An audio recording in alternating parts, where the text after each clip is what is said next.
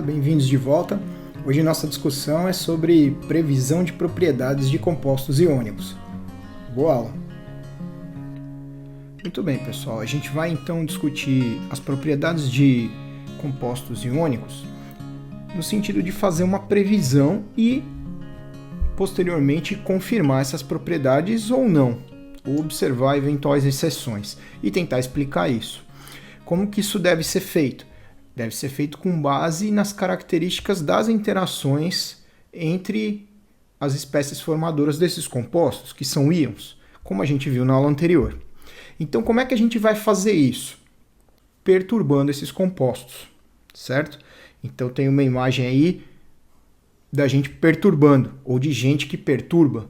Então, nós vamos fazer o mesmo com, por exemplo, um cristalzinho de um composto iônico, ok? Lembrando que nosso composto iônico típico, nosso exemplo característico para esses compostos é esse aqui, né? Que você já sabe qual é. Então, sempre que a gente estiver discutindo o caráter tipicamente iônico, esse exemplo vai vir à mente, ok? E quais são as propriedades as quais a gente vai tentar prever aqui com base nas interações e na energia de formação de um retículo de uma substância iônica, como a gente já discutiu antes. São essas aqui: dureza, condutividade, ponto de fusão e solubilidade. Então, a partir de agora, a gente vai discutindo caso a caso, tentando prever e confirmando ou não essa característica, tentando explicar também as exceções. Então, vamos à primeira propriedade, que é a dureza, ok? Eu coloquei aqui uma imagem de um belo cristal crescido, né? Você tem aqui... podemos imaginar o nosso composto iônico típico sendo o cloreto de sódio, ok? A pergunta sobre a dureza é: o quão esses compostos iônicos podem resistir ou podem suportar uma certa perturbação? A primeira perturbação que eu vou fazer é uma perturbação mecânica, certo? Eu vou imaginar que eu estou pegando um objeto pontiagudo e estou pressionando a superfície desse cristal em algum ponto. Eu quero imaginar com vocês quanto que esse tipo de substância, tendo característica essencialmente iônica, suporta em termos de alguma deformação. A pergunta é: essa substância deforma? O bom senso cotidiano da gente já intui que não. Então, provavelmente, eu devo observar um caráter de deformação muito pequeno, diferentemente, por exemplo, de eu pegar essa mesma ferramenta pontiaguda e, por exemplo, espetar num travesseiro que aguenta uma certa deformação, né? O cristal iônico parece não suportar esse tipo de consequência, ou seja, no nível atômico, que a gente já conhece as interações, qual a explicação para essa falta de maleabilidade quanto à deformação de um cristal iônico? Ela vem justamente da natureza das interações. Você tem íons numa rede que estão dispostos a distâncias muito bem definidas, em direções muito bem definidas quanto às suas interações, num arranjo muito organizado.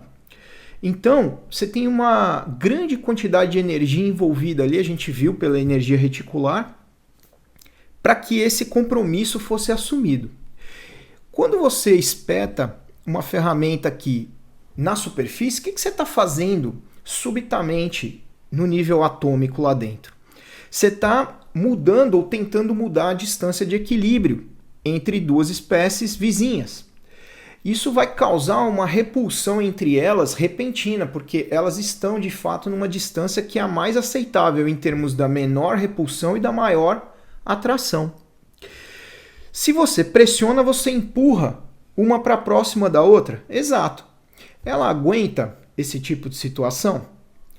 Não por muito tempo. Então, o que a gente observa instantaneamente, praticamente, nessa operação ou nesse experimento? A gente vai observar uma ruptura do cristal, certo? Então, o cristal não tem essa margem de deformação, justamente por sua característica de interação eletrostática. Existe um outro aspecto interessante aqui para ser perguntado. Eu não vou comentar agora, a gente discute mais tarde. Quando você rompe esse cristal, de acordo com esse experimento que a gente está fazendo aqui para verificar a dureza, eu tenho a ruptura em que condição? Você rompeu onde você quis, exatamente onde você colocou ali a ponta da ferramenta, ou o cristal rompe onde é necessário romper? Fica essa questão aí para a gente pensar, certo? Então imagina a ruptura, por exemplo, só em 2 pedaços, e aí você analisa essa questão. Onde que aconteceu a ruptura? Onde você quis, onde você precisamente colocou a ferramenta e rompeu, ou onde o cristal quis? Então, como conclusão da propriedade dureza de compostos iônicos, a gente observa uma alta dureza, certo? Então não há margem para deformação, por exemplo. Eles são bastante duros, certo? Mas quebradiços. Muito bem, a próxima propriedade é a condutividade. A condutividade, ela pode ser interpretada de 2 formas. Essencialmente, a condutividade iônica, na forma dos eletrólitos que a gente conhece, então deve haver disponibilidade dessas entidades para a condução de corrente, ou a condutividade eletrônica, que é outro departamento. Então, a gente pode falar em breve um pouquinho sobre a condutividade eletrônica. Hoje a gente está discutindo a condutividade do ponto de vista iônico. O que a gente teria em termos de disponibilidade dessas espécies iônicas, consideradas eletrólitos, para dizer sobre essa propriedade em compostos iônicos? Aqui eu tenho uma figura, que eu não sei se ajuda ou atrapalha. Então eles são condutores ou não? Na verdade, no seu estado sólido, a gente não tem essa expectativa. Por quê? Porque não existe essa mobilidade iônica para que esses íons que constituem o composto se movimentem e conduzam eventualmente corrente, certo? Então, essa característica ela vem quando o sal, né, o retículo já não existe mais. Quando você já conseguiu solubilizar, e por isso uma espécie solúvel ou bastante solúvel de um sal é considerada um eletrólito forte, porque vai disponibilizar grande quantidade dessas entidades iônicas, permitindo a condução de corrente. Deixando o âmbito da condutividade, partindo para ponto de fusão, o que a gente pode esperar dos pontos de fusão de substâncias iônicas? Novamente, com base lá na origem, nas interações em que essas espécies que compõem um sal, um composto iônico, por exemplo, apresentam. As interações são essencialmente eletrostáticas? Sim. Direcionais? Sim. Guardam um compromisso muito bem definido no retículo? Pois é, envolvendo uma grande quantidade de energia dada pela energia reticular? Sim.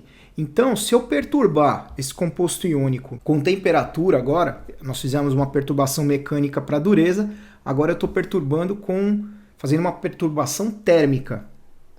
Estou usando temperatura. Então, o que eu espero observar em termos dessas propriedades do ponto de fusão? Provavelmente vai custar muito caro em termos de temperatura para eu levar esse composto sólido, um sal, por exemplo, a seu estado líquido. Ou seja, fazer essa passagem, essa transformação física vai me custar uma grande quantidade de energia. É isso que eu imagino devido ao compromisso de interações que eu encontro numa substância iônica. Essa figura mostra para a gente justamente a característica de um sal fundido. É um experimento, na verdade. Então, aqui você tem o setup e aqui você tem um zoom, né, do recipiente para verificar justamente a condição. Eu estou colocando o link do vídeo aqui para vocês verificarem essa transformação física, a fusão de um sal. Parece que, pelo aspecto do experimento aqui, realmente a quantidade de energia tem que ser alta, certo? Para você conseguir fundir uma substância iônica nessa característica. E outra coisa, essa parte da imagem aqui está relacionada com a propriedade anterior, condutividade. Porque no estado fundido, eventualmente eu consigo conduzir corrente, porque eu tenho mobilidade das espécies iônicas, das espécies carregadas, diferentemente do que a gente observou sobre a condutividade para o estado sólido. Então, a conclusão que eu posso tirar aqui sobre previsão ainda sobre essa propriedade ponto de fusão é que eles devem ser bastante elevados. Então, para confirmar essa propriedade do ponto de fusão, era interessante a gente olhar alguns dados. Se a gente analisar essa tabela aqui, nós temos os pontos de fusão para compostos iônicos para situações de mesmo ânion e cátion diferente, cátion com cargas diferentes em mesmo ânion, mesmo cátion e ânion diferente, e efeito de distribuição eletrônica. O título aqui ele já dá uma ideia do que vai entrar em questão muito em breve. Vamos lá. Se a gente tem o primeiro caso aqui, ó, eu tenho cloreto de berílio e cálcio. Eu vejo que o cloreto de berílio tem um ponto de fusão muito menor, né, mais de 300 graus, abaixo do que o ponto de fusão do cloreto de cálcio. Então, dentro da mesma categoria de composto iônico, é uma variação bem expressiva. Por que será que isso acontece? Aqui embaixo, a gente tem brometo de sódio e magnésio. Sódio mais, magnésio 2 mais. Então, eu mudei a carga e eu observo pontos de fusão elevados e até que de mesma magnitude. Nesse caso, não tenho muito o que comentar sobre esses dados. Quando a gente varia, por exemplo, o tamanho do ânion, isso a gente já fez analisando a energia de rede, agora eu estou falando dos pontos de fusão, aqui em graus Celsius, a gente percebe um comportamento já previsível também, até em função de propriedades periódicas. O aumento do ânion do fluoreto para o iodeto, a gente vai ter um distanciamento maior do vizinho lítio na rede iônica, e isso provavelmente promove uma interação menor e vai se refletir num ponto de fusão menor. Vai ser mais fácil mudar o estado desse composto aqui, iodeto de lítio, gastando menos temperatura do que o fluoreto, por exemplo. E por fim, sobre a distribuição eletrônica, eu estou olhando aqui cloreto de cálcio e cloreto de mercúrio. E aí é uma diferença abrupta, né? 500 graus Celsius de um ponto de fusão para outro. O que estaria em jogo aqui? Claro que você já tem uma informação da própria tabela, mas eu queria que vocês pensassem aqui como que isso pode estar influenciando e a presença do mercúrio, o que o mercúrio tem que o cálcio não tem, que pode estar dando origem a uma diferença tão grande no ponto de fusão dessa substância. De modo geral, a gente observa que os pontos de fusão das substâncias iônicas são, de fato, relativamente elevados. E a última propriedade a ser apresentada e discutida é a solubilidade. Aqui não tem muito como esconder, por exemplo, o nosso composto iônico padrão, ele está aqui, NaCl, nesse gráfico da solubilidade versus a temperatura. Então eu tenho a solubilidade em gramas do sal para 100 gramas de água versus a temperatura graus Celsius. É interessante essa imagem porque a gente observa que, via de regra, a solubilidade do composto iônico é um fato. Nem tanto, né? No entanto, difere bastante de uma substância para outra. Okay? A gente considera a solubilidade do NaCl elevada em água, né? E a gente observa aqui outros sais que apresentam solubilidades bastante elevadas, né? Por exemplo, aqui o nitrato de potássio, em função da temperatura. A gente percebe que o cloreto de sódio ele nem sofre tanto a influência da temperatura para essa propriedade. O fato é, como que um composto iônico é solúvel? A gente já conhece a solubilidade do NaCl porque já fez um macarrão na vida. Então, esse sal é bastante solúvel em água. Então, a minha previsão é que compostos iônicos são solúveis em água. Claro que eu vou esbarrar naqueles que não são, e eu vou ter que explicar por quê. O fato é, como que a solubilidade aparece, certo? A solubilidade vai ter uma relação muito próxima com essa figura aqui. Um sal ele vai poder se solubilizar desde que esse fenômeno aqui aconteça de maneira intensa no entorno da rede. Esse processo representado nessa figura é conhecido como solvatação. Então, de acordo com as posições de moléculas de água, eu vou perguntar para vocês qual é essa espécie azul aqui, né? Ela é um íon solvatado, cátion ou ânion, certo? Dê uma olhada com calma, é tranquilo de responder. Muito bem. E essa é sem dúvida a propriedade mais interessante aqui em termos de discussão da aula. Na medida que os íons que compõem a minha rede, eles podem ser solvatados, né? E aí você está prestando atenção também aqui nessa imagem na orientação das moléculas de água para uma espécie e outra, já que elas têm cargas opostas. Essa possibilidade da solvatação vai estar justamente relacionada à solubilidade de um sal. Ou seja, se essa energia de hidratação ela for alta, se essa espécie permitir uma boa hidratação em torno da sua esfera de coordenação, provavelmente você vai ter uma espécie mais propensa à solubilidade, ok? E como que se dá esse processo da solubilidade? Aqui eu estou mostrando o cristal interagindo com a molécula de água e as espécies novamente solvatadas, nesse caso para cloreto de sódio.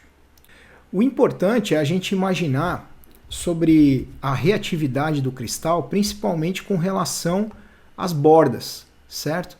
Se a gente for considerar as extremidades de um cristal, mesmo no nível atômico, nós vamos perceber que aquela espécie da extremidade, ela não tem o mesmo número de vizinhos do que uma espécie do chamado bulk, que é o interior da rede. Então, essa espécie, provavelmente essa borda que está nesse local, ela vai representar uma parte mais reativa da substância, né? E a gente pode imaginar, não é difícil fazer um exercício aí, a gente pode imaginar que esse processo de solvatação ou de solubilização de um sal, ele ocorre de fora para dentro do cristal, certo? Então eu tenho aqui a água chegando na superfície e interagindo com os íons que estão nessa superfície, cátions e ânions. É necessária a interação de cátions e ânions com as moléculas de água. Se uma só das espécies possui uma boa hidratação e a outra não, esse processo de solubilização fica comprometido, ok? Então vamos imaginar que, na medida que eu perturbo a superfície de um cristal, interagindo com moléculas de água, esses cátions e ânions da superfície eles passam a minimizar as interações ou diminuir as interações com sua vizinhança ainda de natureza eletrostática, iônica, justamente pela presença da molécula de água, da interação com a água. E assim vão enfraquecendo as outras interações iônicas e outras moléculas de água vão podendo entrar nesse espaço do retículo, interagindo com mais íons que vão perturbando mais as interações puramente iônicas, até que a energia de rede seja superada pela energia de hidratação, então o meu sal vai ser solúvel. Aqui eu peguei uma imagem belíssima de uma resolução de uma estrutura de cristal de proteína com as suas respectivas moléculas de água no espaço, né? Então o que você está vendo aqui é uma resolução teórica, né? Feita obviamente, né, por computador, em que cada molécula de água aqui está no seu devido lugar para compor a estrutura dessa proteína. Mas a gente deve discutir também os casos que são exceções, ou seja, por exemplo, os clássicos haletos de prata.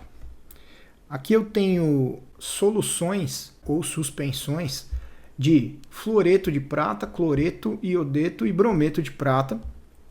E você está vendo que um deles é claramente solúvel. Apenas um deles? Todos são substâncias iônicas? São. Por que um somente é solúvel? Então agora a gente vai ter que descrever a característica da insolubilidade de uma substância iônica. Ela frustra a nossa expectativa quanto a essa propriedade. A gente tinha previsto que, na medida que cátions e ânions conseguem interagir com a molécula de água, através do processo de solvatação, a expectativa é que um composto iônico seja solúvel. É até por essa razão que a água é chamada de solvente universal. Nesse caso, eu percebo que isso não acontece. Qual que é a sequência aqui, ó? O fluoreto de prata, que corresponde a essa primeira solução aqui, ele é a substância solúvel aqui em água, certo? Muito mais solúvel do que o cloreto que vem em seguida, que já é insolúvel. Que é mais solúvel que o brometo, que é mais solúvel do que o iodeto. Ok? Como que a gente justifica essa característica de sais insolúveis em água, mesmo para compostos iônicos?